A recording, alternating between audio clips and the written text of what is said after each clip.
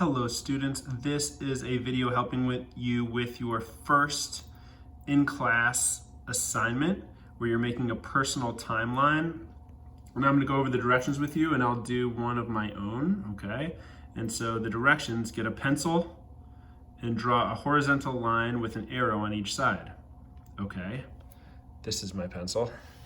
Here is my paper. It can be lined paper, it doesn't matter. Horizontal line is like that. Oh my gosh, that's not a great line.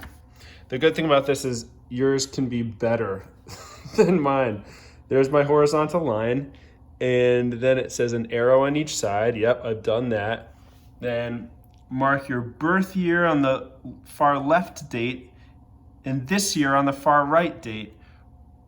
So birth year at this date. And my birth year was 1978. I'm very old. You guys are 15, so yours is probably like 2005, something like that. And then today's date, well, it's the year 2020. What does that mean? Oh my gosh, 1978 all the way to 2020. I am 42 years old. Okay, write the city, state, and country of each event. So I was born in the city of Charlottesville, Virginia. And the country is the USA. And in 2020, I am sitting right now in my home in Los Angeles. Excuse my bad handwriting. California, USA. And okay. Positive personal event. Think of a significant event, positive event in the first half of your life. Label it on your timeline and label the year and location it happened. Okay, so why did I say positive event? Well, I'm a kind of person who sometimes dwells on the negative. When they're like, think of an event in your life, I'll think of something sad. But I want you to try to think of something positive, okay? And so try to think of something positive.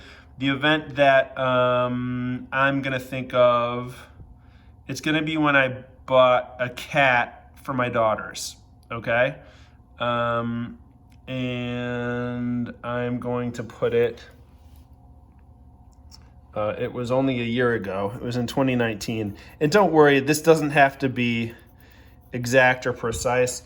If you're doing a real timeline, then perhaps, you would figure out exactly the spacing between. That would be a fun mathematical problem. But here I just want you to get the concept. So I put 2019 right here. That's the positive event, and I'm going to label this positive event.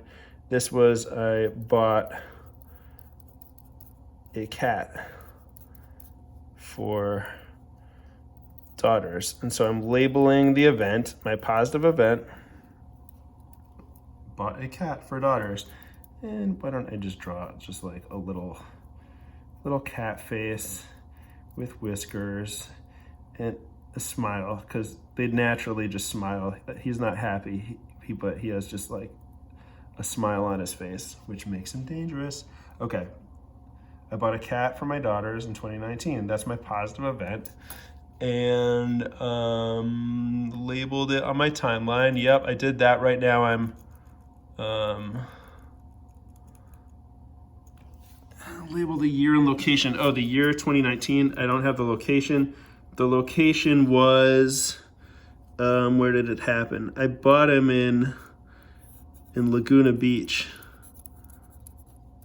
California, from an animal shelter there. Bought a cat for daughters. Okay, this is my timeline. Now, reliability. I've done one. Yep, birth year this year, positive personal event. I did that. Reliability. How can someone verify that this information is reliable, that it's true? What official records or people will corroborate your own significant events? List at least 2 sources of evidence that will corroborate that your claim is true. All right, so how do you know that I'm not lying about buying a cat for my daughters? I could be just lying. So in order to figure it out, if someone's lying or not, if they make a claim, you need evidence, and you usually need multiple pieces of evidence to corroborate. And so what primary sources could I get in order to prove that I bought a cat? Well, I could use video or a picture. I could use video of my cat. Another thing I could use would be a picture of my cat. Of course, I could just be taking a picture or video of any old cat. This is maybe here he is actually. I've got him right here. He's sleeping. All right, that's my one piece of evidence. Sorry. So that's video evidence proving that this story is true. And then I went through my files and I saved my files when I adopted him. And this is an official document from the shelter. So I have an adoption document. Now I only asked you to provide 2 different pieces of evidence that corroborate it. I mean, look at all this paperwork I have for this cat. It's ridiculous. This is this is when he got neutered. So I have another document from the Orange County Community Resource. So, I mean, Orange County Department document. What else could I do? Well, I could also get an interview from my daughter that I bought her a cat.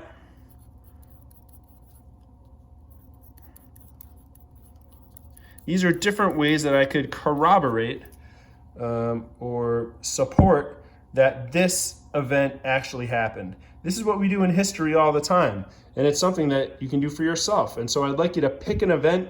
Maybe it's a birth of a younger brother or sister. You could find a birth certificate. You could get pictures. It could be a concert you went to. You could get a ticket stub. Maybe it's the first time you ever played a video game. That's a big moment in your life. Maybe you have a receipt or something like that of the time. Or you have the video game itself. So you don't have to actually present it here. If you do, that would be cool. But just list what are some different documents or evidence that you could prove that this event actually happened. All right, that is it for our first in-class assignment.